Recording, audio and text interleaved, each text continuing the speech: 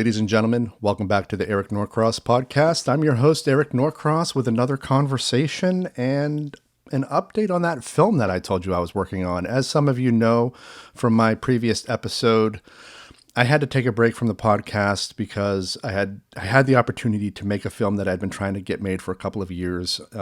I went out to a remote island in the Gulf of Maine and filmed this whole movie. And the whole thing is in the can. It's actually in editing. I've already done a first pass assembly by this point, and it's looking great. It's sounding great. And I cannot wait to show it to all of you. While I was out on the island, I was standing on the end of the dock, the main landing where the ferry brings people to and from the mainland. And there was a gentleman who was bringing up a small punt, like a rowboat, up the pier and loading it into his truck, but he needed help. And he's like, "Hey, would you mind helping me lift this boat into my truck?" And I'm like, "Sure." And, I go down to the dock and I help him bring it up the ramp and load it into his truck. And I go, "What's your name?" And he said, "Roger Berle." And I'm like, "Oh, Roger Berle. I've seen your name on so much documentation around the island. I know who you are as a name." And he goes, "All right, cool." And then I explained to him that I was there to make a movie. And he goes, "Well, a movie's already been made here." And I'm like, "Yes, I'm filming in the same cottage where that movie had been made."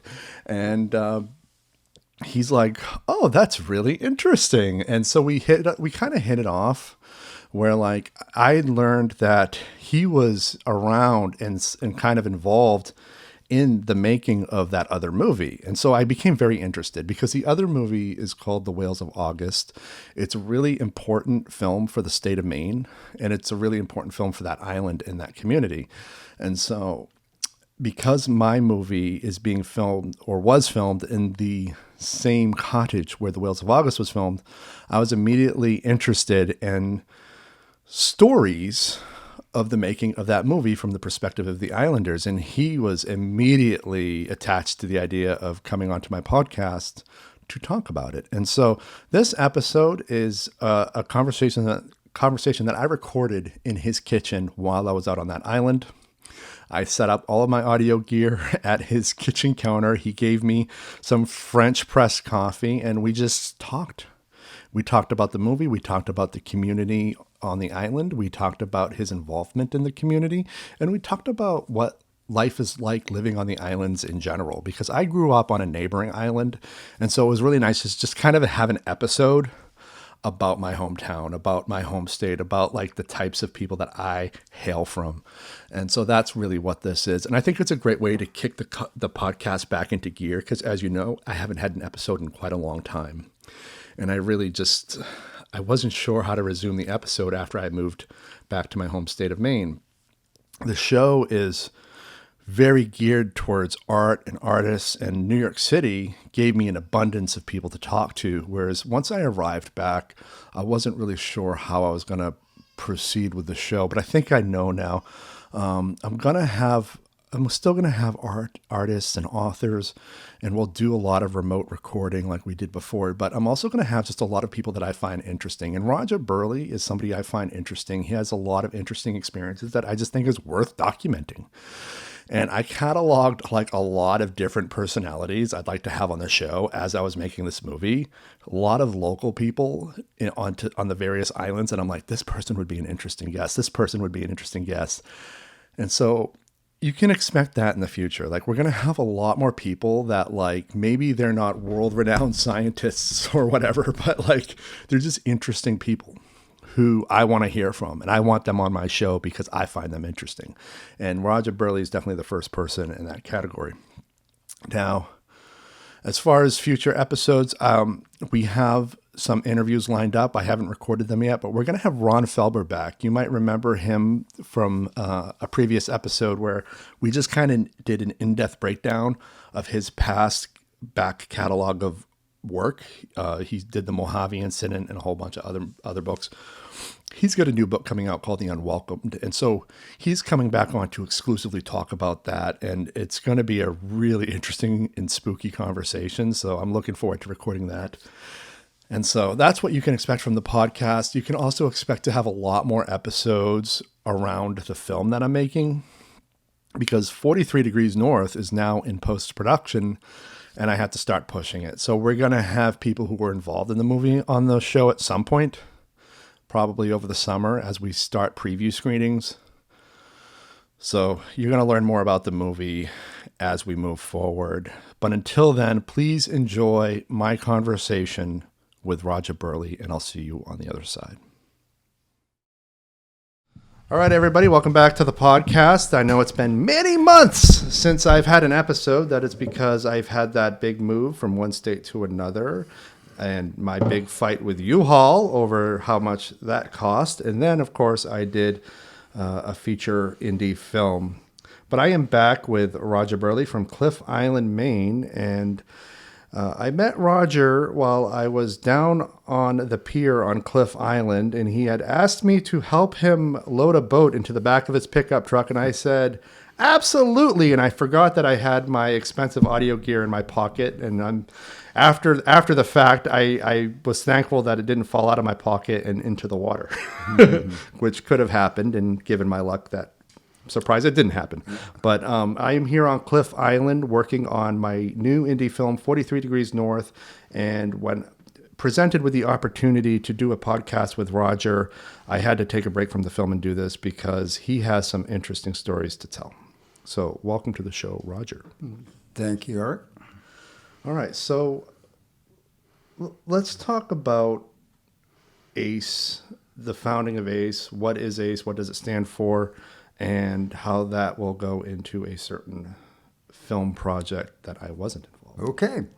So in this probably June of 1977, I was puttering away. I had a history for 35 years of being a general contractor here on Cliff Island.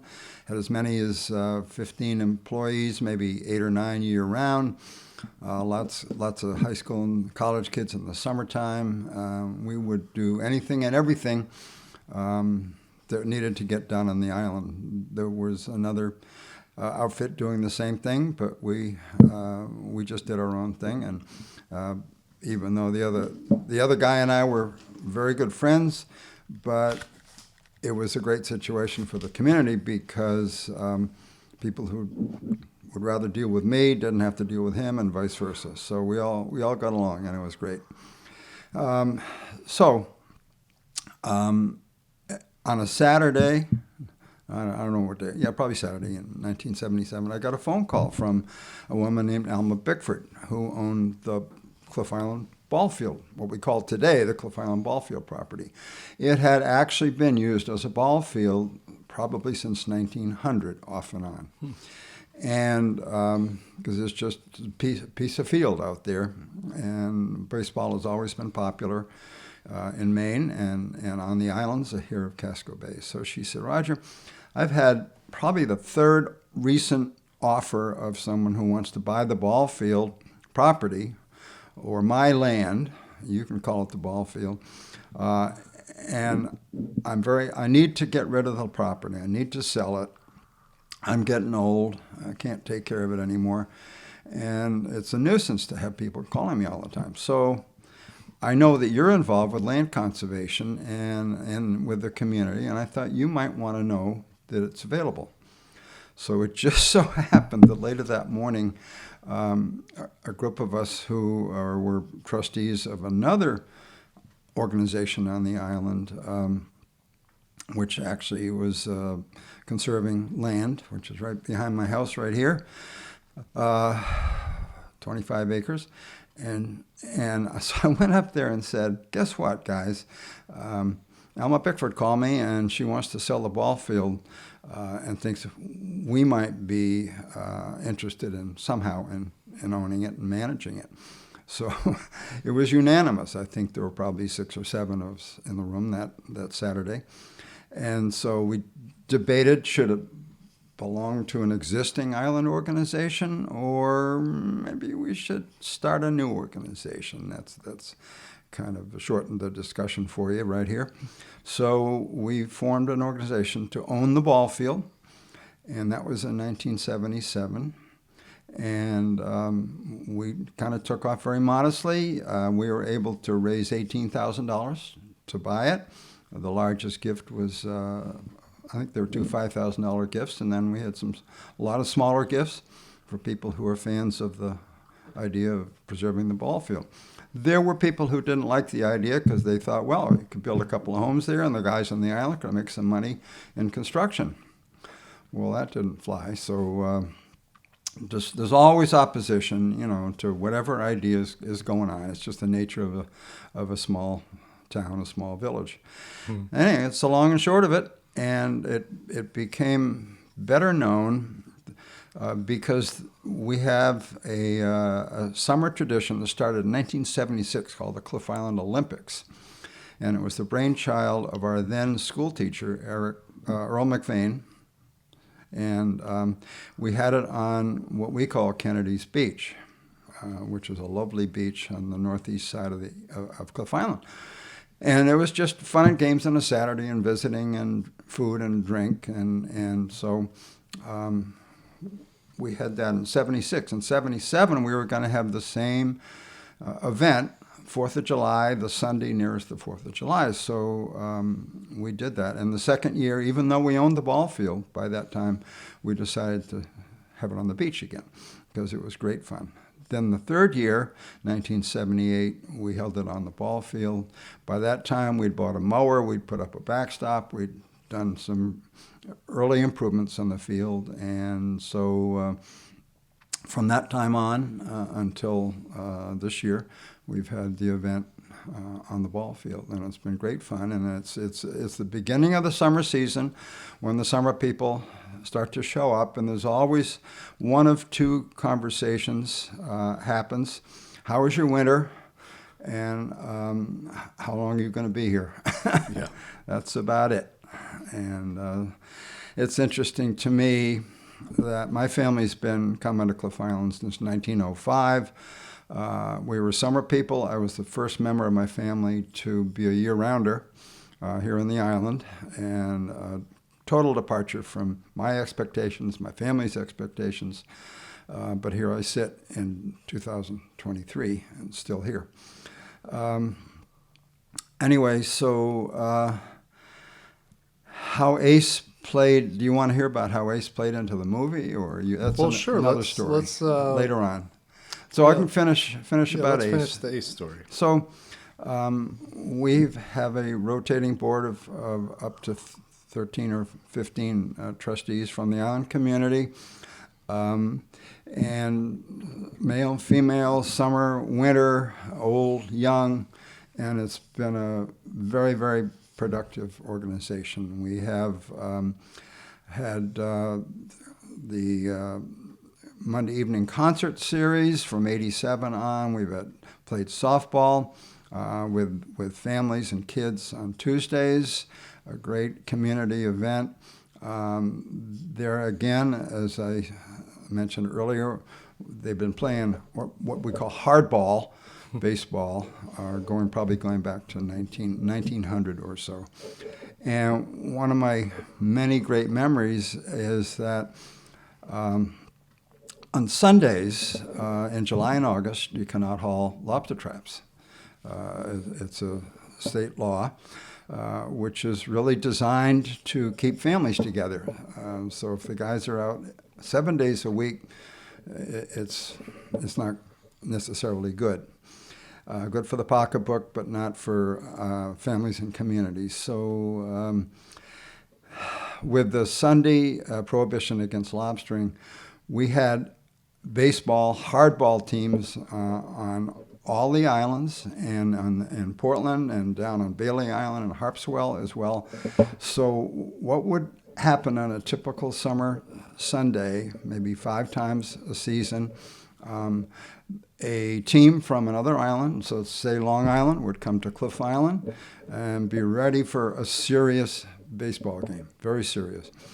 And we had, every island had its own natural homegrown talent, but also college roommates or other hangers-on who had particular talent, baseball talent. And so they, as long as they had if they were sternmen for island lobstermen, They qualified as Islanders. And so it was great. And then the families would come over on a lobster boat or a fishing boat, and with a blanket and picnics, and we'd have 50, 75, 100 people sitting around on the edge of our ball field while we played. Shebig, Long, Peaks, Portland Wharf Rats, Bailey Islanders, Harpswellers, and a great fun. In 1974, we stopped playing baseball and we turned to softball. We were having trouble getting people to come to practice for baseball at that time. Don't know why. So we said, in our infinite wisdom at the time, let's try softball. And girls can play, and kids can play, and older guys can play. So we did that, and so we've been playing softball ever since. And we continued the interleague, inter-island tradition for quite a while. It's interesting. Earlier this year, 2023, I got a phone call from someone on Long Island and said, hey, we'd like to reactivate that tradition. And so we didn't do it this year, but maybe we will next year. A lot of fun. And then people over on the ball field can walk, they can throw frisbees, they can hit golf balls. We built a playground about 10 or 12 years ago, kind of updated, modernish playground. And so it's been a great place to gather the community together on the 4th of July weekend, and also Mondays and Sundays and Tuesdays, and we've had weddings there. I've played 2 roles in weddings. As a contractor, I had lots of employees who could get stuff done, put up tents, whatever as needed. I also became a notary public, and I can officiate weddings. And so I've done 20 weddings, about 16 or 17 of them here on the island. And the one that is, of all the wonderful weddings that I participated in one way or another, one was on 9/15, which was 4 days after 9/11. And the bride and the groom lived in Lower Manhattan, and not far from the World Trade Center, the former World Trade Center. And her mother was available in Western Massachusetts, her sister. The bride's sister lived in Vermont, and so we were on the phone, having made all the preparations over the previous month or so, ordering flowers, ordering food, planning, already getting a tent, et cetera, et cetera, et cetera. By Thursday, no one had heard from the bride or the groom, the fiancés. And so finally on Thursday night, the bride's mother called me and said, she's out of the city. My daughter's out of the city, but we haven't heard from her fiancé yet. So anyway, well, what'll we do? Well, we got all this stuff. We could have a party. And anyway, so on Friday, the groom-to-be got out of the city. And of 125 people who were invited and expected at the wedding, about 85 actually showed up here on Cliff Island. We held a small service in the island church that I officiated, and then we went over to the ball field. And this is my point, telling this long, drawn-out story. Beautiful September day. Gorgeous, just classic. Clear, crystal clean air, bright sky. Everything is beautiful. And there are all, maybe 75 of the people came from New York City and had been part of the 9/11 catastrophe. And you should have seen the looks on their faces standing on this classic field on a beautiful September day and thinking, oh my God, 4 days ago we all thought we were going to die. And here we are. So anyhow, lots more stories, but that's it. So ACE, founded in 1977 and still going today with new leadership.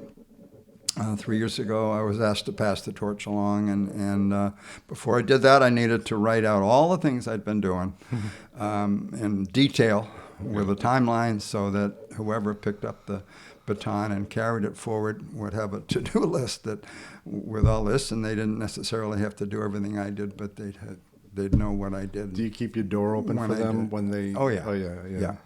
So I know your name because when I was initially prepping for my film, I was looking at all of the different.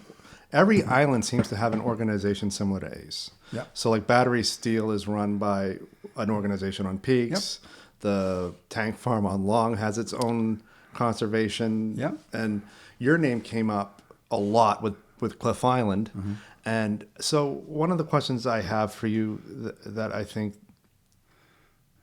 would be great just to have a soundbite is what role what role do these organizations play on each island, and like why is it important to the Calendar Islands to have an organization like ACE and Okay, some of the so other I'll go ones? back to how we originally named ACE. An old guy named Tony Brackett, a long-time Cliff Island family, I think 7 or 8 or maybe 9 generations by now, all summer people, but that's okay. He said, well, what do we do? What are we going to do over there? Well, athletics, baseball, whatever else we do. We're going to be conserving this land, so conservation. And how will that tie it in with the school playground, and so education. So ACE sounds good. And then so we decided on ACE as the acronym, Athletics, Conservation, and Education, Cliff Island Corporation for Athletics, Conservation, and Education. And somewhere along the line, not too long after that, a couple of years, someone said, that C should be community, not conservation. So that's what ACE and all these other organizations that are, as you say, Eric, on each island, it's about building and sustaining communities. And getting people together is necessary for sustaining a community. I've always felt that there have been roadblocks along the way for continuing to get people to gather together. The first one that came along, I think, was electricity. People didn't have to go out and get together in common, someplace, in a local store or wherever, because then with electricity came radios, and eventually the next thing, televisions. People would, while we would have a supper or a meeting or a canasta night or a cribbage night or whatever the impetus would be to get together, poker, whatever, they would stay home and watch TV. And so electricity, television, then along came the internet and so forth. So all these have been obstacles that needed to be overcome to get people to continue to gather together and talk about stuff, socialize. So here we are with an organization that's going to bring fun to the community and education. And so let's really, we didn't say we'd work at it, let's just have fun with it. Yeah. And so we have, and I'm sure that I know for a fact that this is the case in so many other communities, not just on islands, but on islands, it really kind of sets boundaries around, positive boundaries around what needs to be done and what can be done, because we live on a rock surrounded by water.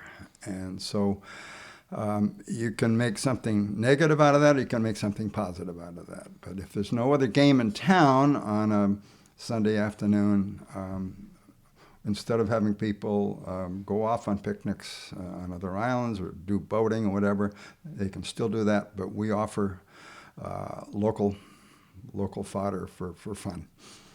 So it's all about sustaining and building community. And there are some stellar communities out here. Our current project has currently filmed on Peaks, Long, Shebag, and Cliff. I think our longest stint has been on Cliff. And I've just been astounded by just the true communities. Like I'd forgotten, being in New York for so long, what it was like to function here. And everything that I think ACE has worked towards in terms of that has worked, because we came out here and everybody is just tight-knit and immediately just wanted to help us, and we just wanted to be involved. Like I don't know if you noticed, but we found ourselves hanging out at the post office because that's basically the coffee shop. That's where you interact. It's also with warm people. in there. Well, yeah, I mean that was the first reason we showed up, but we started going just to talk with people because everybody here is so likable and nice and willing to talk to us, and we loved that and that interaction. So I think that part of my perception of this is it all has to be nurtured. That the culture here has to be nurtured. That's the right way. That's the right word. Totally the right word. And I've certainly filmed enough projects in enough places to know that when that nurturing isn't happening, you don't get that kind of support. You don't get those kinds of conversations. Absolutely. And one of the things about all these islands, up and down the coast of Maine, and maybe coastal towns almost as much so, is that this is the center of these families' lives. Because maybe they first came to Cliff or Long or Shabig, 100 years ago, grandparents, great-grandparents. But the families typically scatter around the country or around the world, and Christmas maybe is a time they get together, but an even better time is the summertime. So I've had hundreds of conversations like this of people. This is where people get together as a family. 1 week, 2 weeks in the summertime, they rent a cottage, they own a cottage, and this is it for the year. Christmas gets complicated, of course, by the man's family and the woman's family, and it's a chore to make it all work for almost every family. But everyone loves to come to one of these beautiful islands in the summertime when the kids are out of school, and there's lots of fun stuff to do. And so I just think that these islands in particular serve a really valuable purpose in maintaining community and culture and so forth. So ACE just fits into that pattern as a reinforcement for that idea. Awesome. So ACE also played another role in a very interesting art project, an industrial art project, a feature film, and definitely want to talk about that because cinema is my obsession. How do I start this part? Okay, so down in Mississippi, if you mentioned the term "the book," everybody knows you're talking about To Kill a Mockingbird. Up here, if you talk about the film, everyone knows you're talking about The Whales of August. Oh, talking about the film. I was here when they did the film, and so few people actually mention it by title. They just say the film, and so I found that very interesting. And The Whales of August, which was a movie, you can feel free to correct me. It was shot in 1986 and released in 1987. Yes. So how was ACE involved in them coming to the island and setting up shop here? Okay, so I started to say this before, and you'll cut that out, of course, edit it out. I was sitting in my little tiny office where I just took you with a big poster of the whales, and I'm getting a refill on coffee, everybody, which I really appreciate. Thank you. Doing book work or whatever I was doing in my office, and my wife came in, and she said, there's a bunch of people who've come to the back door, and now they're in the kitchen, and they want to talk to you. So I said, well, yeah, what's it all about? She said, I don't know. I said, send them in. So 5 people came into my little tiny office where you just walked in, Eric, and I said, well, what's going on? And I forget who it was. It might have been Mike Kaplan. He said, or Carolyn, whatever her name was, Pfeiffer. Yeah. Pfeiffer. He said, well, we're filming a movie on what we've just learned is Pitkin Point, and we need space to stage it. And I said, you're not filming anything at Frank Pitkin's house. I know you're not. And he said, well, yes, we are.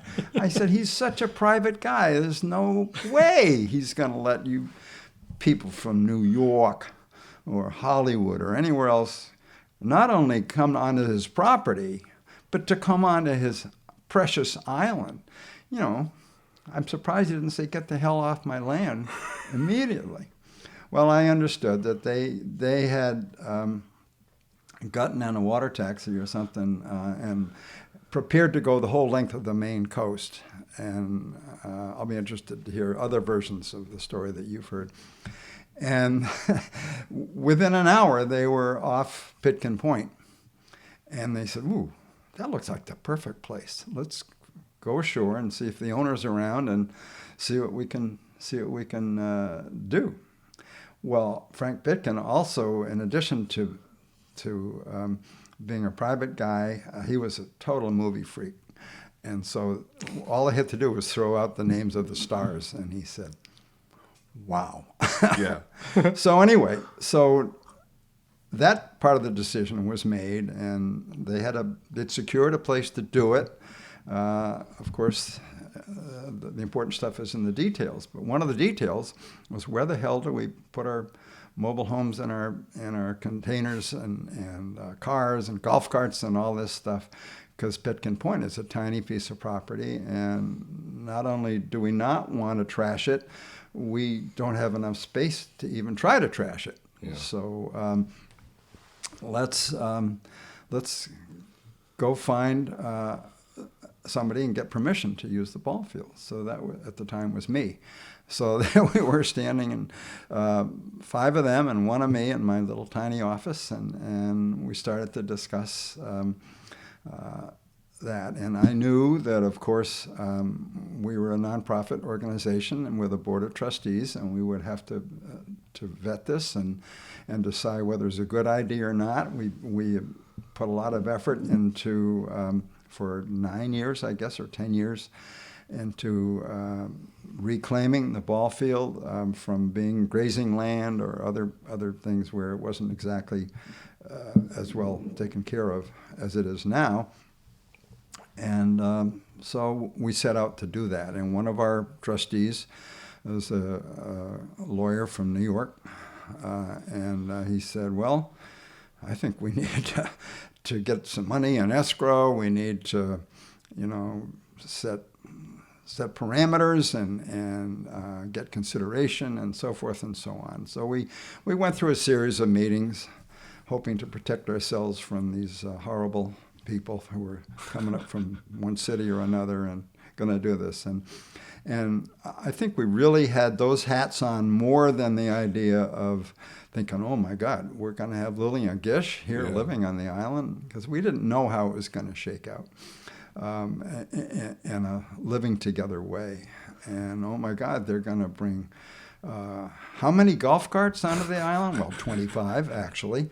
And what are we going to do with the trash? And all these questions. And so we had multiple meetings. I don't know how many, probably 5 or 10, and at least. And we did ask for some tiny, about $3,000, and whatever good that was going to do, and so forth and so on. And only after, at least the people on the ACE board at the time, got their heads around this could be fun, rather than this is going to destroy the nature of our community completely.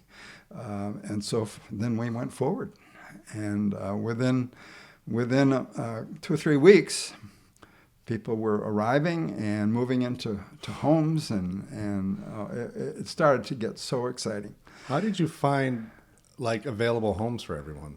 Oh, people jumped at the chance. Of course, the idea that summer was more than half over, or at least half over, the idea was going to be that, well, these homes would be vacant. The cottages, anyway, would be vacant before too long. And maybe some people left early so that they could cash in on having people pay higher rents than they would normally get, because we're getting, at the time, I don't know, $100-200 a week in rentals for cottages. Now we're up to $2,500, $3,500 a week. 40 plus years later, and so I don't remember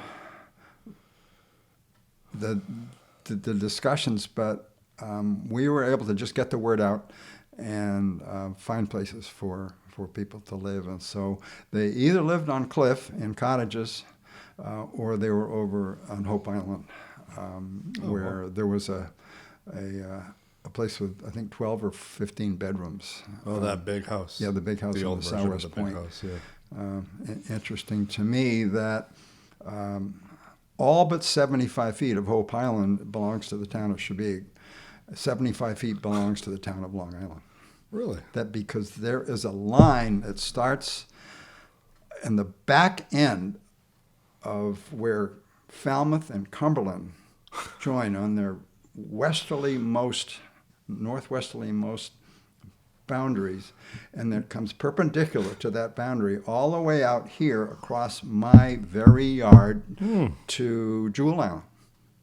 And on the way, it crosses over 75 feet of the southwest end of Hope Island. That's hysterical. I don't know to this day whether they pay taxes to all of it now to Chesapeake or a tiny portion to the town of Long Island. I might have to look into that because that's really interesting. Yeah, absolutely. If I was Long Island, I would tax the hell out of it. Oh, yeah.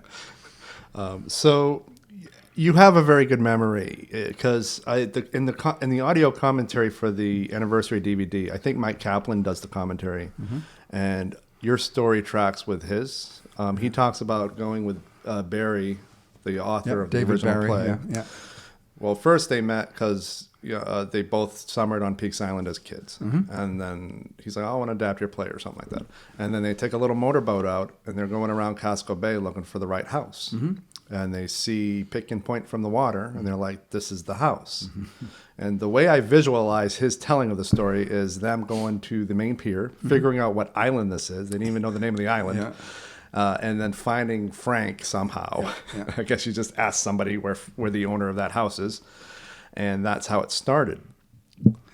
Mike, by the way, Mike Kaplan has become a really good friend, and he's stayed here with me many times. He has a cousin who lives in Freeport, and he works on film festival there, or at least he did until the pandemic came along in 2020. So we've taken great delight in having Mike stay here at this house. He's a charming man and a thoughtful man, and it's fun for me to extend the whole Wales experience, or the film experience, with him. And I've had no other contact of that nature with anybody else having anything to do with the film. Well, I get the impression from all the media he's done about the film is that this experience on that movie just made him and he talks about coming back all the time. He talks about occasionally the current owner lets me stay at the cottage when I want to. That sort. Yeah. And he's just like he can't.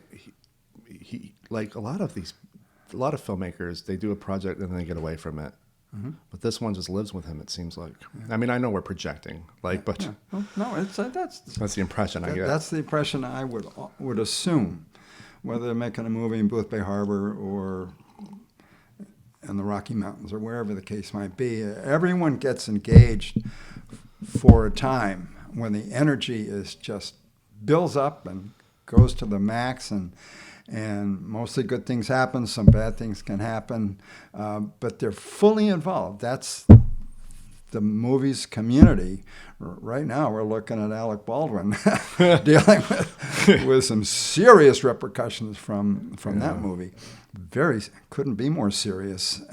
Anyway, so and particularly when and if people from the given community turn to and welcome the production and the production company, then I think they get a warm and fuzzy feeling and say this is great. Maybe I'll buy a cottage here someday myself. And this is just a wonderful place, and I'm going to come back from time to time, or maybe for the rest of my life. And almost certainly they're too busy, and the time goes by, and they leave, and they have a happy memory, but they're on to the next thing. Yeah. One of my favorite stories from that production that I just heard when I was filming the other day was that Betty Davis was just not easy to deal with. She acted like she didn't want to be here, and then when it all wrapped, she's like, "I'm staying another 2 weeks." Well, I can talk about her a lot. I can talk about all the stars and much of the rest of it when you want me to. Well, whenever you want. This is just a low stakes. Okay. Yeah. Well, you can non-formal. You know how to edit. Yeah. Okay. Cut and splice, whatever. So my involvement, if you want to hear that, is started with being the head of ACE at the time, president of the board, and then the discussions went, you've got a construction company, we may need you from time to time. So within days, Lindsay Anderson and Mike Kaplan and Carolyn sat me down and said, I don't know what you're capable of, but here's what we need tomorrow or the day after tomorrow. So I said, well, sure. Because I had subcontractors, I was used to doing jobs out here. I've been doing them since the late 60s. And so I knew how to make stuff happen, get her done. And so that was it. So anyway, so they, of course, are very capable of pulling together production, doing all the logistics and all that stuff. But because they were out here, they did want to know if there was someone who they could turn to for whatever came down the pike. And so they learned pretty quickly that I was able to, given the nature of my experience and the fact that I had a big crew, say, yeah, we can do that. And we're able to do all of that. So anyhow, so for the most part, the production company all showed up either on a ferry or water taxis, more likely, and went to the houses that had been arranged. I had nothing to do with any of that. And wait a minute, they're not all here yet. Betty Davis hasn't shown up. Well, I knew I had met Betty Davis in the past, like almost everyone in Greater Portland, because she lived in Wyndham, she lived in Cape Elizabeth, and so she was a lifelong person in the community. I also knew that her husband went to Bowdoin, and where I went to college. And class of 64. Yeah, there you go. And so I knew a lot about her. I even knew the house she lived in Wyndham. I lived up there for a couple of winters, living with family friends. And so they pointed out Betty Davis's house to me one time, and I've never forgotten. I can probably identify it today. Anyway, so cutting to Betty Davis arriving on Cliff Island. They wanted to utilize her star power in any and every way that they possibly could, and make her more of a creation as part of the production. So I knew, because I was talking to these people every day at this point, several times a day maybe, and they said, "Oh, Betty Davis is coming the day after tomorrow." I said, "What, is she coming on a water taxi?" "No, we have hired a cabin cruiser for her." So, and so they did. It was about a 35, 40 foot, maybe 45 foot cabin cruiser, and it was going to come at 2 o'clock on a Thursday or whatever it was.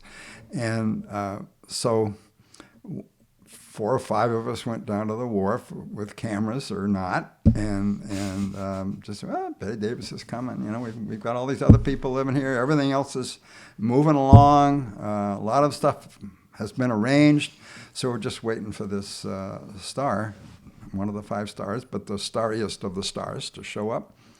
And so the cabin cruiser pulls up to the float, at our ferry dock, and we're looking, and there's a guy at the wheel, and there's a mate ready to tie up the boat to the float, and there's one other person up in the wheelhouse. Oh, that must be Betty Davis. Well, she, of course, is looking out the wheelhouse windows, this is my presumption, and saying, where the hell is everybody? I'm coming to Cliff Island. And there should be 100 people on the wharf because they all know I'm coming. So she's got to adjust to her most well-known persona, kind of a bitch on wheels. And so she gets out, comes out on the wing of the wheelhouse, and in a totally theatrical manner, she booms out, Cliff Island, shit! And then comes down and gets on a golf cart and goes to the house that she was assigned to. And that was it. And the other, you've heard that story, I'm sure, and all the other stories, but I'll tell them anyway, whatever I can remember. They all had their own houses.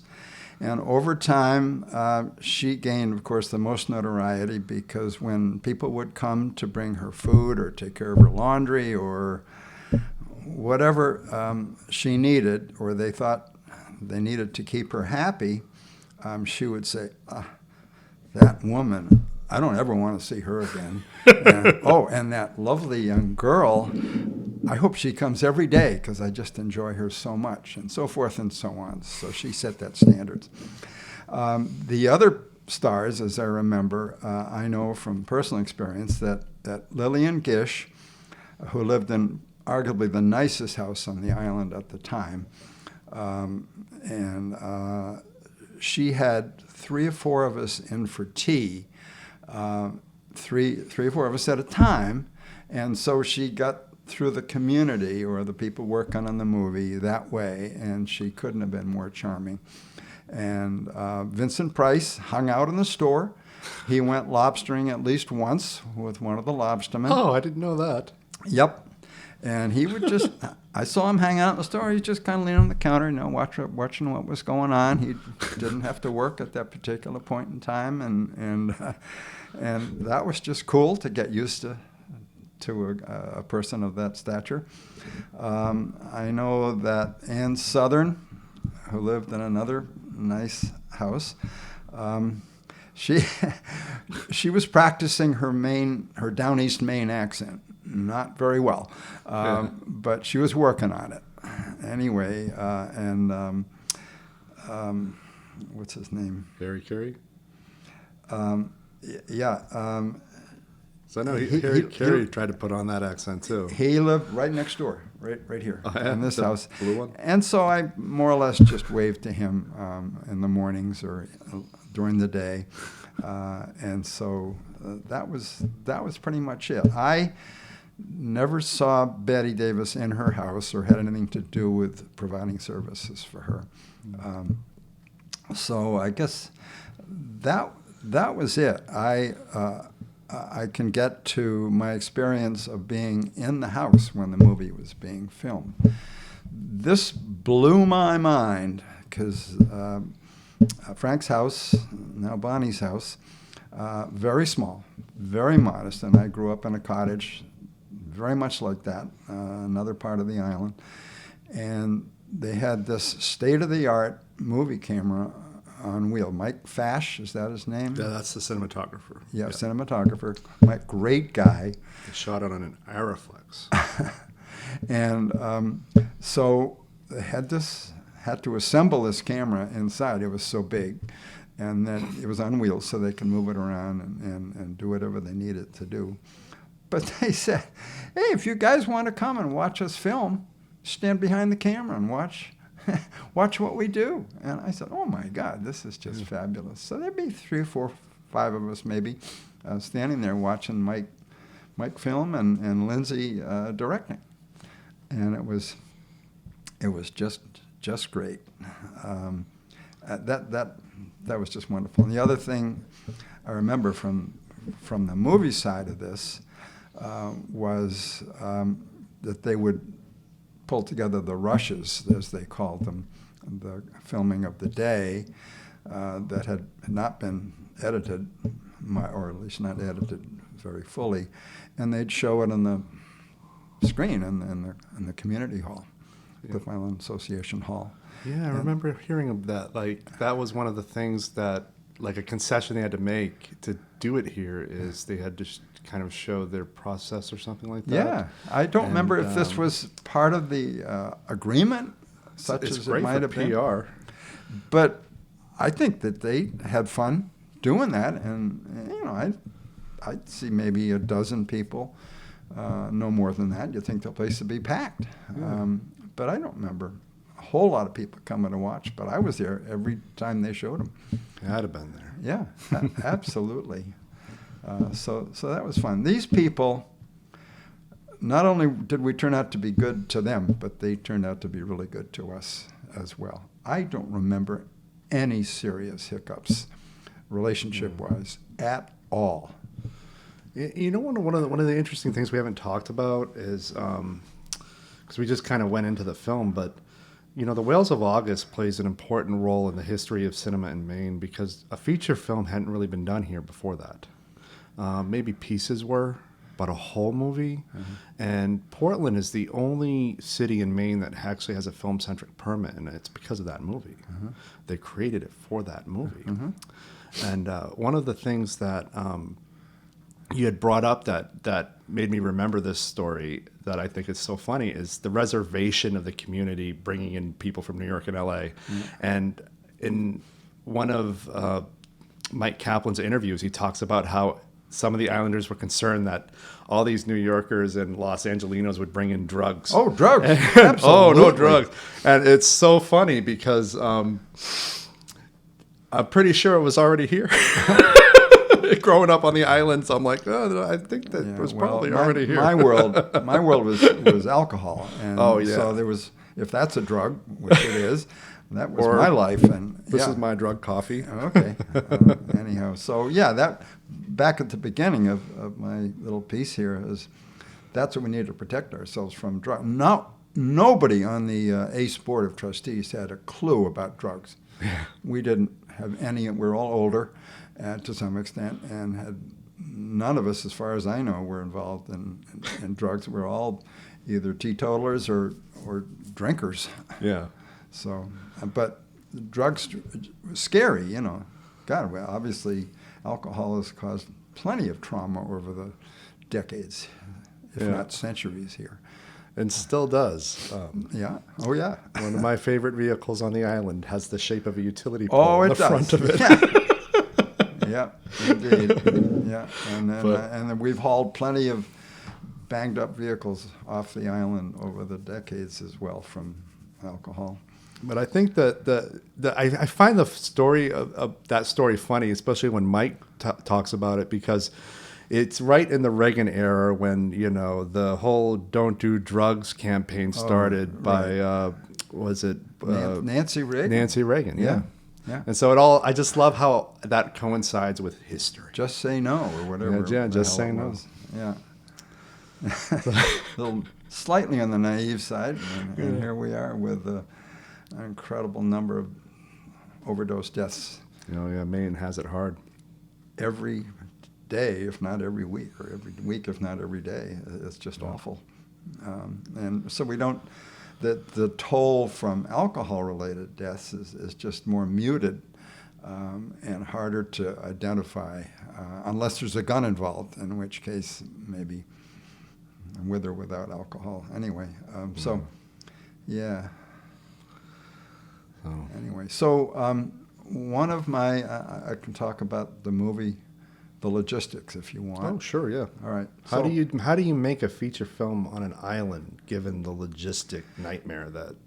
Okay, that's what people would come to me as a builder. I mean, I was just the latest of a number of builders in the community for 200 years. People say, I want to put an addition to my house, or I want to build a house, or I want to do a new kitchen or a new bathroom. And how the heck are we going to do it on an island? And by this time, I had learned I built up a number of subcontractors and contacts in town, and in town, being in Portland. And so to me, it was nothing. But I didn't start out in life to do this. I thought I was going to study languages and be in the Foreign Service. And here I ended up being a contractor, totally by surprise. But that fit for me very, very well. So I loved building a network of contacts of various sorts for multiple purposes, not only people for ACE, but people in the construction field. So anyway, I was able to convince Mike and Carolyn and Lindsay and whoever was out front of the production that, yeah, I can get that. I can find that, fill that need. And it wasn't hard. So I guess one of my very favorite stories was when Lindsay said, I don't like the facade of the fireplace. And so they came to me and said, we'd like to make the fireplace look different. And we could hire someone who is as part of SAG or whatever it was called at the time, and fly out here from Hollywood and do some serious masonry work, and it would cost us $25,000 to $50,000 to do that. Can you help us out? So I said, well, I believe I can. I've got a subcontractor named Ralph, and I can't remember his last name at the moment, but he lived in Freeport, and he had built, this is the wood-burning era, so he didn't do this chimney, this is someone else did this, but that's what we're all doing. We're putting up new chimneys and fireplaces for wood heat on the island. And so Ralph had been working for me for maybe 10 years, doing masonry, various masonry projects. And he told me the year before, which would be 84, 85, that he was done. It just, didn't need to be trucking out to islands and doing challenging masonry projects anymore. So sorry, but I've enjoyed it. A lot of fun. See you later. And however, because I was giving him rides in my boat, I got to know him really well, and he was a really fun guy, and I learned that he was a movie buff. I don't know how the conversation went there, but fortunately it did. So when the production company said, can you help us with the fireplace? I said, I bet I can. So I called up Ralph, and I said, Ralph, Roger Berle. No, I'm done. I'm just simply not coming out to Cliff Island anymore. I said, Ralph, I'm going to toss out a couple of names at you. Betty Davis, Lillian Gish, Vincent Price. They're on Cliff Island, and they're in a movie out here, and they need a new masonry facade for the fireplace. I said, can you do it? How about tomorrow morning? And he knew that I had all the materials already stacked up out here, so he didn't need to bring much of anything except his skill. So sure enough, he came out, and it took him a day or two, and he did what they wanted.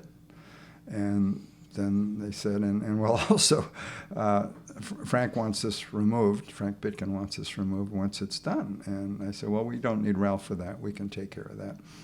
And so that's one of my favorite stories. It's interesting because one of the things I did notice when I was filming there is in Wales, there's a wood slab across the mantle, and it's not there anymore. Oh. So I guess that was part of the facade you were talking about. That is absolutely it. Yeah. Lindsay was very specific about the look that he wanted to present. I always wondered why they did that. So, yeah, absolutely. And what did we charge them? $2,500, not $25,000. That's why they were happy. You. Ralph was happy. I was happy. I was kind of on a retainer. It was a ridiculously small amount of money, but at least I was on a retainer. Yeah. And then when we did actual work, physical work, I would just bill them for the wages and whatever materials and stuff, and so it worked very, very well. Yeah. And one day they said, this is being October, can we reduce your retainer fee? Can we cut it in half? And I said, well, sure, we got plenty of other stuff to do. Yeah. Hello. Welcome to the show. Is there a show? I didn't know there was a show. Sorry about that. That's cool. No problem. I should have texted you. I was just seeing if you were around. I'm all right. You're around all day? All day. Okay. I'll check in with you later. All right, yeah, let's talk about Saturday, among other things. Yes. And you did a masterful job last night. Thank you. Masterful. Or mistressful, I don't know what it's Well, called. I'm not a mistress. Okay. See you later. Yeah. Thank you. Cool.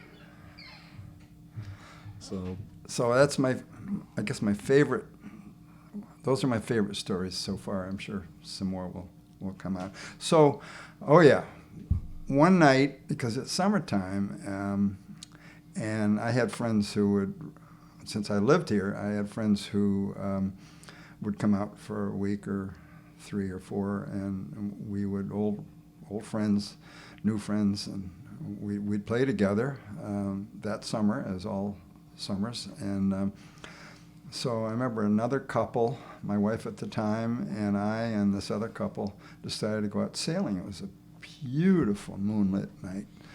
And we'd been waiting to do this. We'd been sailing as couples together over the years, and we were very good with that. And so it was a perfect night. So we hopped in our little 23-foot day sailor and sailed out to Halfway Rock in the moonlight.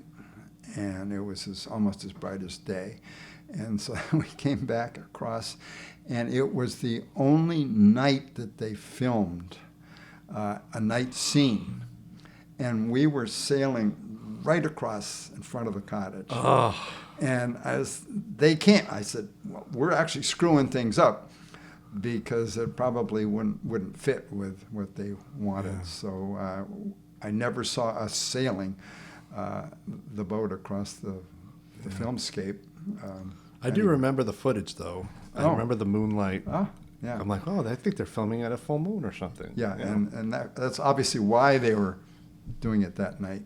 So the story, the other thing that comes back, things are popping into my sodden brain piece by piece. To this day, November of 2023, I don't understand why they wouldn't spend a few $1,000s to go out on a whale watch trip and get footage out of Kennebunk or Portsmouth. Yeah. And actually film whales. A whale. So we were talking about that with Eric Anderson, because I'm like, you know what I realized sitting on this porch is that the whales are just the water breaking on those ledges over there. That's exactly right. And I've filmed those ledges multiple times because I wanted to be sure that that's what I was seeing in the movie. He's like, yeah, we laughed about it as kids. Yeah. The cost would have been nothing. Yeah.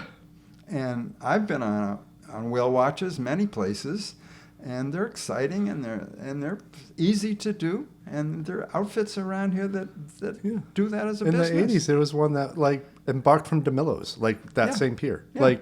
It's nothing. Jesus, what the hell? That was, I've watched the movie many times and been part of it, and to some degree, and yeah, that was the one. Shaking my head. Everything else is great, but that one.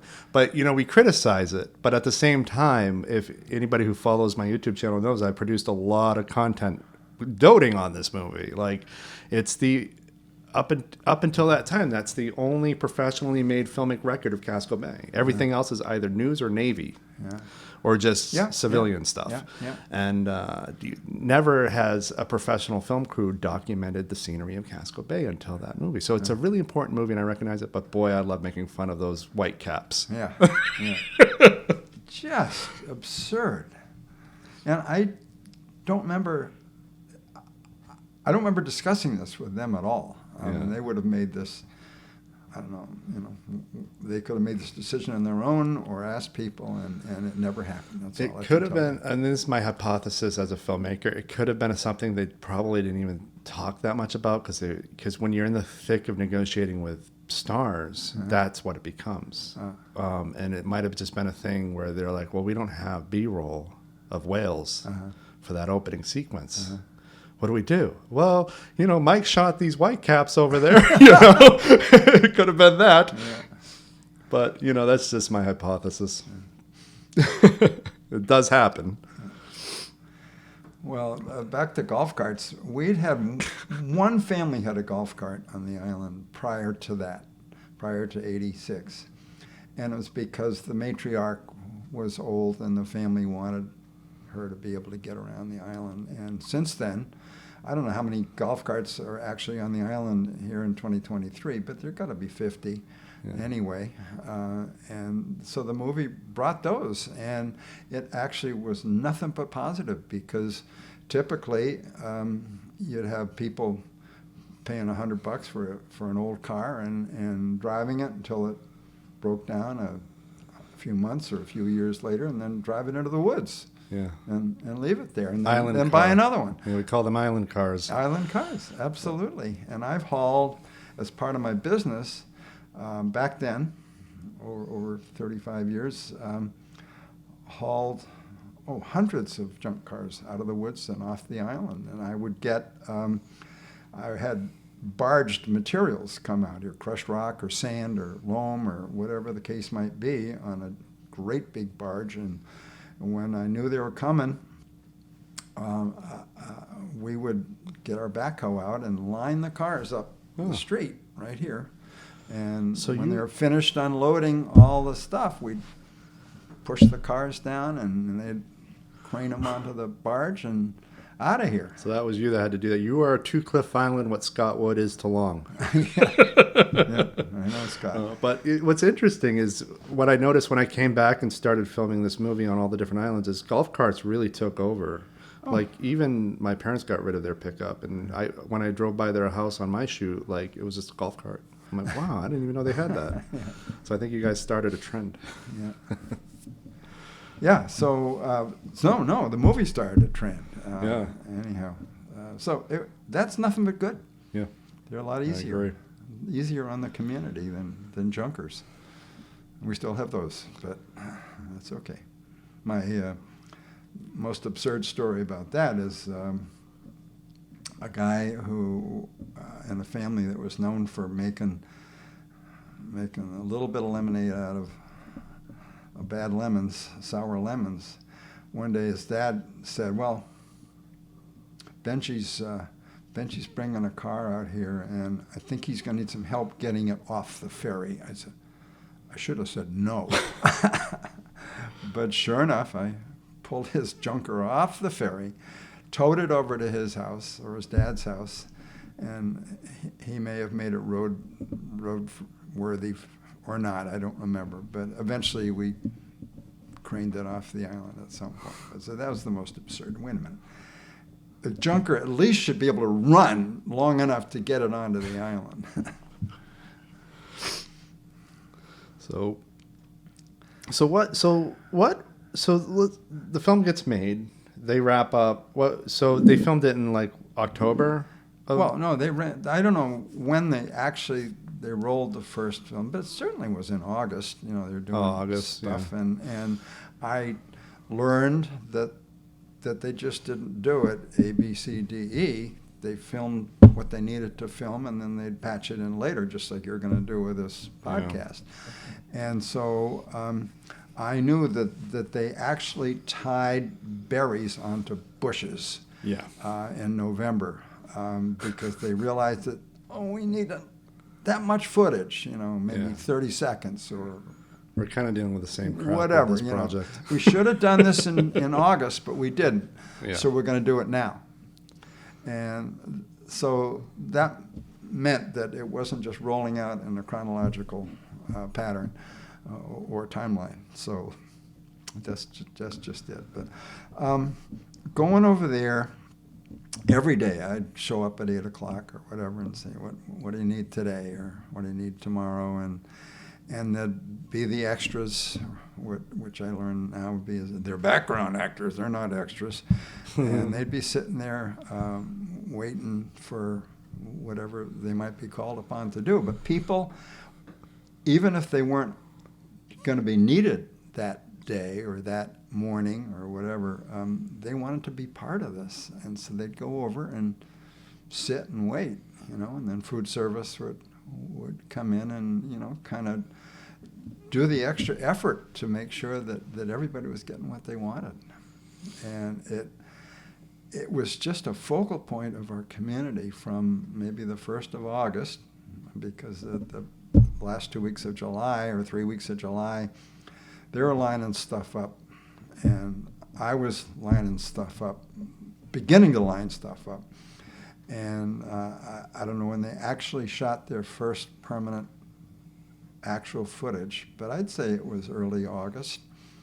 And people just wanted to be part of it. And then most of the summer people were gone by Labor Day, so Labor Day would be the 5th or so of September, and the movie went on. The process went on for about 10 weeks after that. And so those of us who lived here were able to partake. And I remember people I knew from my life on the mainland at the time, they'd come out here, and some of them would call me ahead of time and say, can we get near the movie, or can we have some kind of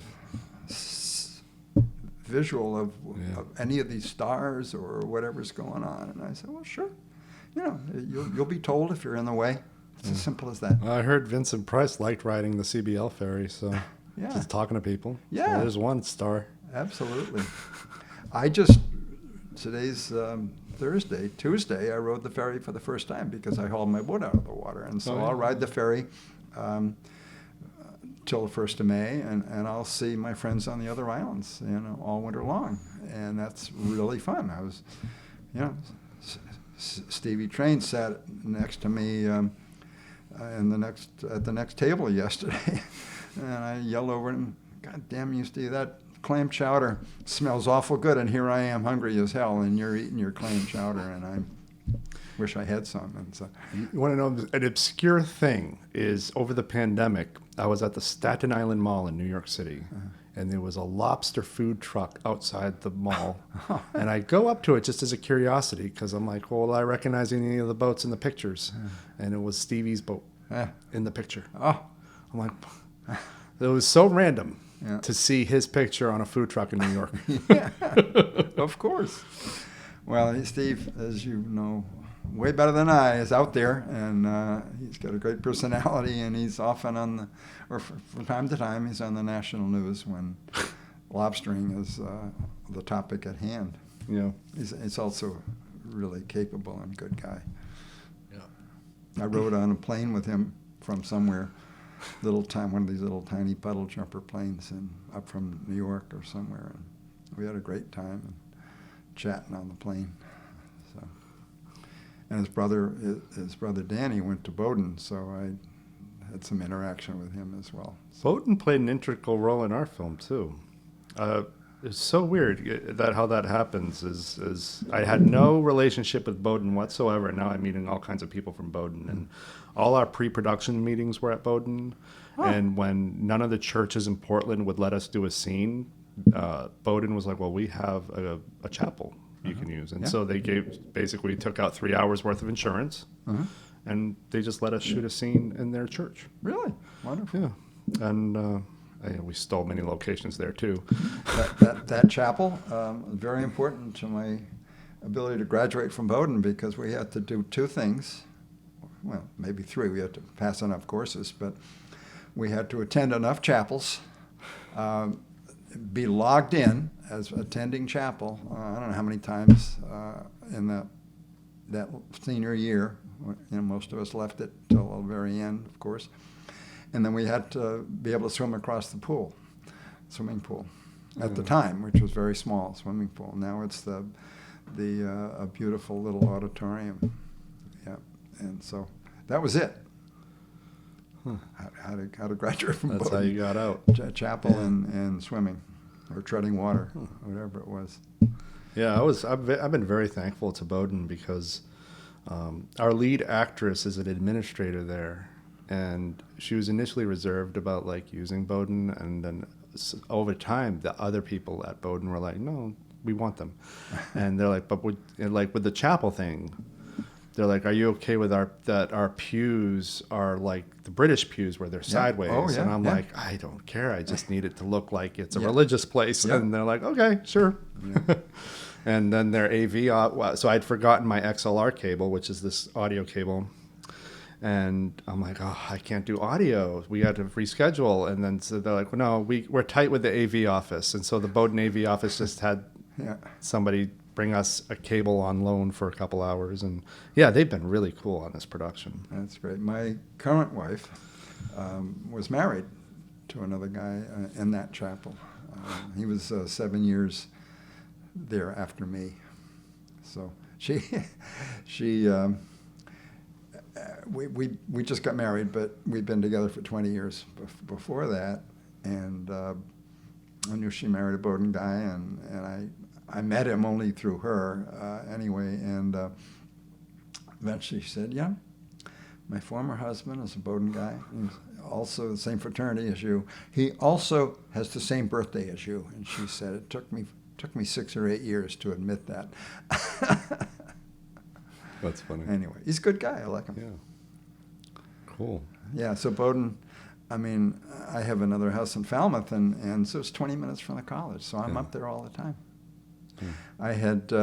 One of the most beautiful campuses I've ever seen. It is a classic campus. Also a featured filming location of the Mel Gibson film The Man Without a Face.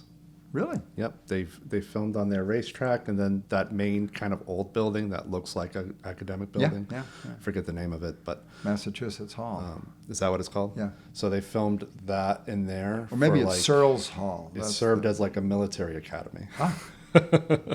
So That'd be Searles Hall, the science building at the time. So yeah, and had all those like paintings of the old like presidents of the college, and so I remember watching The Man Without a Face, and they framed it in a way where all the paintings were obscured. I thought that was kind of funny. Anyway, I've had the pleasure of getting close to a number of the presidents, including the current one who just showed up on campus this summer. We were going to Joni Benoit and I, longtime friends, and so she's been a prominent person at the college on the board of trustees and everything, and so she's right in the middle of a lot of stuff up there. I also have had some really fun involvements with the college, and twice we have a mutual friend, Scott Micklejohn, who is currently and before almost the number 2 guy on the administration. And in 2001, he called me up one day. We were on the board of Waynflete School together, board of trustees there. And so we became friends, and he didn't go to Bowdoin, he went to Colgate. Anyway, so he called me up one day in July of 2001 and said, Roger, there's a new president of Bowdoin coming to take charge in July. And so I'm wondering this month if you'd take him and his family out on your boat for an afternoon cruise around the bay, because he hasn't been here in a long time. So I said, sure. So Barry Mills, and I took him and his wife and three sons out. Had a great time and became good friends over that. And then I met, I was invited, my current wife and I, then girlfriend and I were invited to a small evening on a boat, beautiful, huge sailboat belonging to the head of the search committee who had found Clayton Rose to be the previous president, the now previous president for 8 years. He just retired this year. And so we went out on his boat off Mere Point, just maybe 8 or 10 of us, and spent the evening there and had wine and hors d'oeuvres and this kind of stuff. And and Leslie, my current wife, new wife, said, reminds me when we tell the story that we went below decks on this gorgeous sailboat, probably $2 or $3 million sailboat, and everything below decks was white, and that's what Jess Staley's wife wanted, was a white, totally white decor. So no red wine, just white wine. And it turns out that he ended up being connected to a bad guy who was involved with Prince Andrew and all that stuff. I can't remember his name. Not Weinstein. Yeah. Yeah, I know who you're talking. The Yeah, island. okay. Anyway, Yeah, the island. so yeah. he was asked to leave the board of trustees and so forth. And he's been in the news. Jeffrey Epstein. Epstein. Yeah, I knew it was a Epstein. Steen. Anyway, so Jess Staley, this guy, was asked to leave the board, so he did. So then, for the third time, so I met two presidents at the beginning of their tenures. And this year, Joni Benoit and I put our heads together and called our mutual friend Scott Micklejohn. I said, we'd love to take Safazaki, the new president, and her husband out on the bay, and then bring them to Cliff and have dinner at Joni's house. So they'd be on my boat and then at her house. And so we picked a date, August 8th, this past August 8th, and it was a horrible weather forecast, so we put it off to August 25th. Those are the only 2 bad days in August. So instead of having dinner, a boat tour and dinner out here, we had dinner with them up at her house in Freeport. So we still got to sit down with her and her husband and get to know them.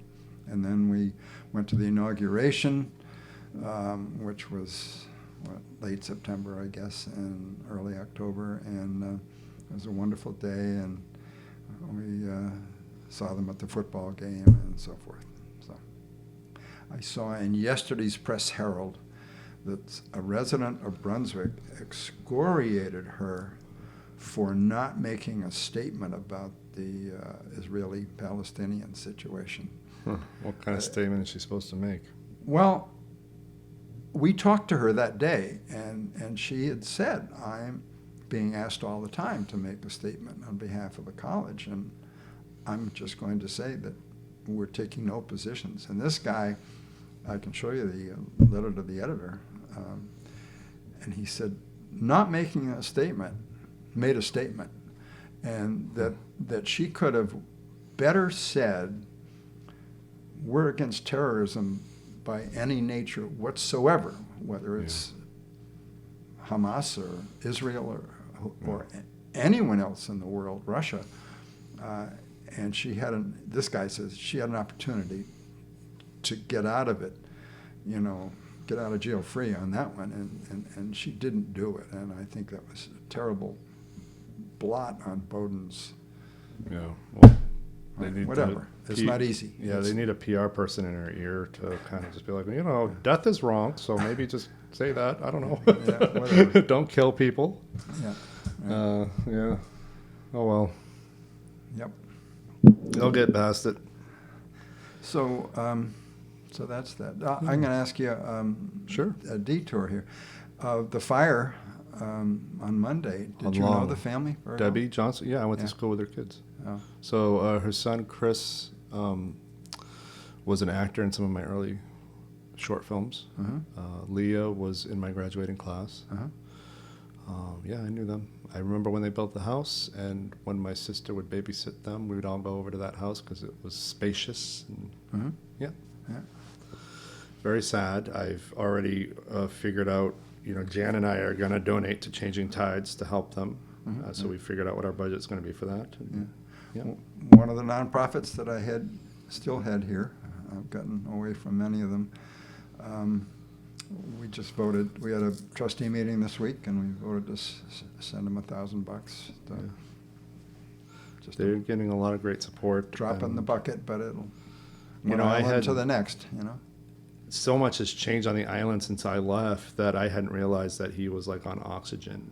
That Tom died in the fire. For those listening, and I didn't know what their current family setup was, but I'm starting to get the she's, picture now. She's a letter carrier, right? Yeah. Or was. Is. I learned that when we were filming. So we did 2 filming days on Long, and I'm like, is she hauling the mail? And they're like, oh yeah, she's the carrier now. I'm like, oh okay. 'Cause, yeah, she helped us out.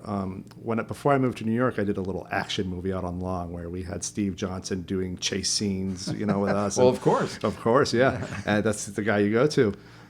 So Steve Johnson is the guy you go to when you want to do a chase scene for a movie or have a rescue boat that will actually get to Portland in time. But she gave us access to her car for like 20 minutes so we could do, a getaway scene.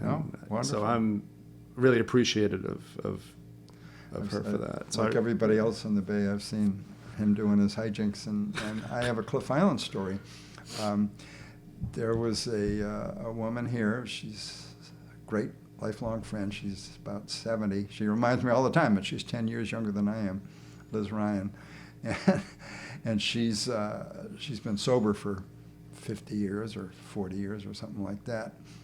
But she can talk about it. She can joke about it easily.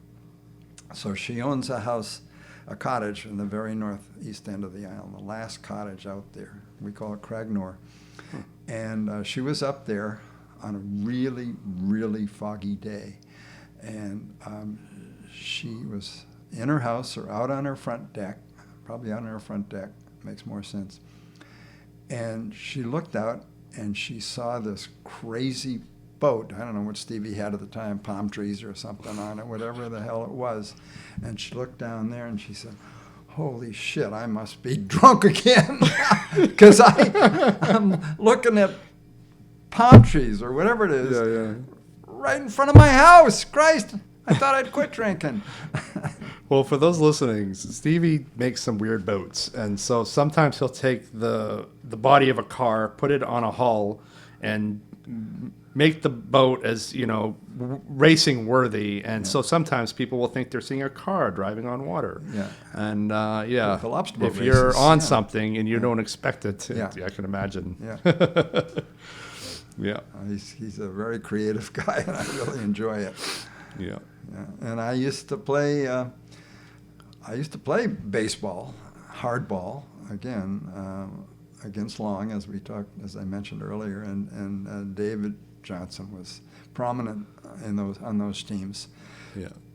Along with, I didn't know as many Long Islanders then as I do now. My guess would be the most when you talked about previously Long Islanders competing with Cliff Islanders, I'm like, they were probably the Johnsons and the Riches. Yeah. Those were probably the 2 prominent families doing that. And my daughter, who went to Wesleyan College, Wesleyan University down in Middletown, Connecticut, she would go back and forth. I think it was Zodi Rich. They were in the same class. I remember Zodi. Yeah. Wesleyan has one of the best film programs of Do they? the undergraduate schools in the United States. Yeah. Oh, Yep.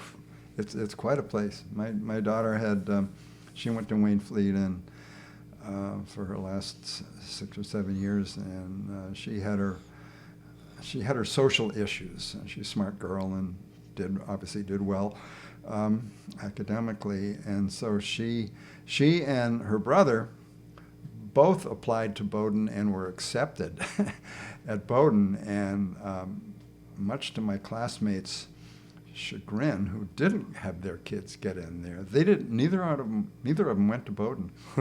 My daughter didn't want to go there. My then wife and I were divorcing, and they wanted to get out of Dodge, and that made sense. But they both went to schools better suited for them. Wesleyan, Bowdoin was all white. In my years, in early 60s, there were 7 black guys on campus. That's it. And so I remember whenever it was the late 90s, going down there with her, and 2 out of every 3 people were Asian or black or brown or whatever it was, or it seemed that way. Yeah. And she felt that it wasn't another Waynfleet. She thought Bowdoin would be another Waynfleet. And yeah, I could see that. We had that problem. I did my MFA at Sarah Lawrence, and It's very undiverse, and there would always be these protests about it, but none of the undergrads seem to understand that it's purely economical. And so I at one point in my undergrad, I was part of this diversity initiative, but I got kicked out because I'm like, well, if you want this, you have to boost your financial aid packages. You have to have more grants. This is how you diversify. It's purely money. And at Sarah Lawrence, none of the undergrads understood that because none of them are dealing with, it's all their parents dealing with the money. And so, I don't know, the kids were probably right to presume that Bowdoin would be the same way, at least in that era. Yeah, right. Makes sense. My son, so Liz graduated from Waynflete in 96, Christian graduated in 99, and he had become a politics junkie from the 8th grade on. He had this fabulous teacher who became a very close friend of mine, and she was, every student she ever had, as far as I know, just loved her because she would say whatever the hell came across her mind. And it was not strictly, she was a former lawyer, and everyone loved her because she was crazy, smart, super smart, and a great teacher, but really off the beaten path. Anyway, so he loved her, and at that point in time, in the 8th grade, he became a politics junkie, and he applied to Georgetown, and I had my fingers crossed that his early decision, fingers crossed that he wouldn't get accepted, because I knew he was not very smart, but not a good student. And I knew he'd have to be a good student at Georgetown. So he went to George Washington and did very well. That's a good political one, though. It was very political. Yeah. And he became friends with that president of that school. And he was president of his freshman class, and he became a lobbyist for a long time. And so where does he lean, just as a curiosity? Oh, I'll tell you that story. Yeah. When his mother and I had just divorced, or probably 98 or something like that. Clinton was president. Hillary was the president's wife. And one day he came into the townhouse that I was renting at the time, and steam was coming out of his ears. And so I said, what? He barely talked to me. He went up to the third floor and started pounding away on the computer that we shared. And I said, what are you doing? And he was writing a letter to the editor of the Press Herald. And he showed me what he was upset about. And it was, there was a column on the front page or whatever, and it was a full column, I don't know, maybe 6 inches or 12 inches of article about Hillary Clinton's hairstyle, and right next to that was just a little tiny column on something he considered really important in the world. And so he wrote a letter to the editor and said, this is just bullshit. And so it was published within the next week, and so people at Waynflete saw it, and his political leanings became very clear from his letter. He's a Republican, and so he became known as the Waynflete Republican. Wow. It was a left-wing school, if there ever was one, and Portland being Portland, and an academic institution. Of course, it was all liberal, or mostly, 95%. Anyway, I found the Press Herald's really good about publishing letters. I had like 3 in there right after we invaded Iraq in the 2000s. Yeah. So I love that newspaper. I got involved this year when there was a threat of one of these national outfits that would come in and buy the Press Herald, the Kennebec Journal, and all the locals, forecasters and stuff, and turn it, fire half the reporters and, get payout for their shareholders and then sell it again. Yeah. So Bill Nemitz, who I just think is a I remember him. Fabulous writer. Yeah. And he was actually doing my current wife, Leslie, and who has a long Long Island background. She goes way back on Long Island. And I'll tell you why how in a minute. Anyway, she's she's a producer for some of the shows on Channel 5, and also runs the camera sometimes when she can't find someone else to do it. And now she's retired from her job there as a development and marketing person and as a volunteer doing the same thing for no money. And so Bill Nemitz was in there being interviewed by Harold Pacious, who does Pacious on the News. And so Bill Nemitz introduced the idea of a local buyout of local newspapers in Maine, and raising money. And I signed on immediately, said, yeah, let's give them some money and let's support that and hold fundraisers and stuff. And ultimately, he couldn't get it done because he couldn't find enough money, but he hooked whatever the name of his outfit was going to be, a nonprofit, local journalism something or other, and they hooked up with an outfit in Colorado who were doing the same thing, a national, and so they were able to find the money to buy out Reed Brower, who held on to the paper long enough so that good guys could buy it. That's awesome. And it's just really awesome. I love the paper because it runs from syndicated columns to high school sports, you know, and everything else, and letters to the editor. And I've given them a fair amount of money over time and just believe in it to the max. It's just wonderful. So, and he was the one who didn't ultimately get it finished, but he was the one who really got the pot boiling. It's a good formula for saving the media. Yeah. And the Portland Press Herald has always been a model in my eyes of what a good local paper should be. Yeah. Yep. And because I'm an old guy, I like holding the damn thing in my hands. Me too. I'm not a fan of the digital age. No, despite the fact that I use digital equipment. I was on a plane Monday evening, and this woman had Kindle, and she was every 2.5 minutes she'd go like this. I wouldn't tell her she was bothering me, but it would have been the same if she was flipping a page of a book, I suppose. But somehow that just that got action to me. of swiping is really annoying. Yeah. Yeah, I get it. None of my business, but that's the way I felt at the moment. Yeah. Anyhow, Well, so and I love the press herald. And so that's my son's story. He became the Waynfleet Republican. Waynfleet Republic. All right. And he came by it honestly. My family, you know, going to reunions every 5 years with my classmates and from '64. The great majority of us grew up in moderate Republican households, you know. Yeah. And Well, back then it was a sane party. yeah, yeah, and centrist people, and now.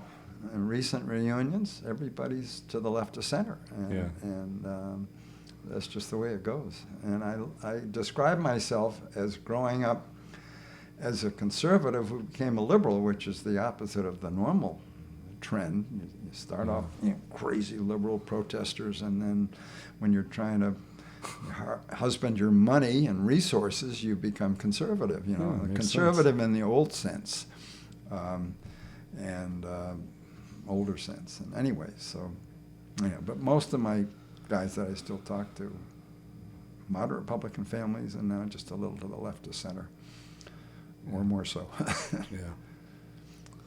Yeah, I think I really found my politics after 9/11 when I'm just like, why the hell are we going into a country that had nothing to do with it? Yeah. And it evolved from there. And I remember the first project I ever did in New York after I moved there was a political farce inspired by the Long Island secession, you know, the 93 secession. Yeah. Only in this movie, Long Island was trying to become a state.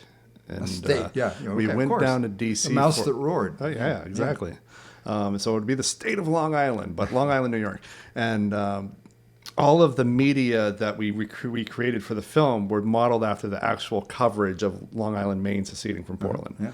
And we went down to D.C. for a day, and the actor playing our senator, our evil senator who's against the secession, happened to be from D.C. and his mother worked for Henry Hyde, the guy who went after the basketball player. Yeah. Clinton for the Lewinsky thing. Yeah. And I'm like, well, can we get into Congressman Hyde's office?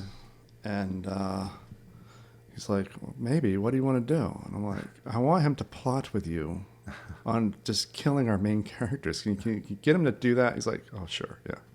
He's a camera whore. And so we are in Henry Hyde's office. And all the while I'm thinking about, like, the Lewinsky thing. And because he was really instrumental in making that the big public affair that it was. Yeah. And I'm like, all right, hey, do you guys want to... do you guys just want to riff? Have you ever tried improvisation, Henry? He's like, or Congressman Hyde? Yeah. He's like, no, but I'll try it. And so I have a scene with my actor playing the senator and a real congressman plotting to destroy my main characters. That's, yeah. I don't know. I just feel like I had to mention that because that's my big political win is I got to go after the guy who went after Clinton and put him in my movie as a bad guy. I got a little Long Island secession story of my own. I used to go over there to meetings because I was hoping that we'd do the same thing over here. So one day, I think it was in November, I knew there was going to be a meeting and at the VFW, and so I got in my then boat, which was a big outboard boat, and so I got over there. I was by myself, and it was a windy northwest day, colder than hell, and I was alone in my boat. So it was a fairly light boat, but I figured I could back up to the float at the time and hold on to my stern line and jump onto the float with my stern line and tie it up, and I'd be fine. Well, I missed. And I just missed. And so there I am in the water with my stern line and holding onto a cleat on the float. So, so anyway, so I got the stern line on and I tied the boat up and the boat was fine. But for some reason, I was so fired up about getting to the meeting at the VFW that instead of I probably had some clothes on the boat or a towel or something. I was soaking wringing wet up to here. And I walked up to the VFW, walked in the door, sat down in a chair to listen to the deliberations going on. And before I knew it, there were a couple of women with mops mopping up the water. I was dripping from where I was sitting. That's hysterical. And I never noticed how stupid, never felt the stupidity of what I was doing. What was your investment in wanting to be there, though? To see how it's done. Oh. Because I wanted Cliff to succeed as well. Yeah, I do too. I've got endless stories about that. But, yeah, we could do another episode about that. Okay. Thanks for coming on the podcast. This has been a good bunch of stories, and I'm glad I was able to do it before I left. I'm leaving tomorrow for a little bit. And I can tell you a little bit about Leslie's history on Long Island if you want. Oh, yeah. Let's end it with that. If you're done, you're done. Let's end it with that. Go ahead. Okay. So her family, she's a McVeigh, and Donnie McVeigh is one of our best friends. I know Donnie. I've become that way because of her. Anyway,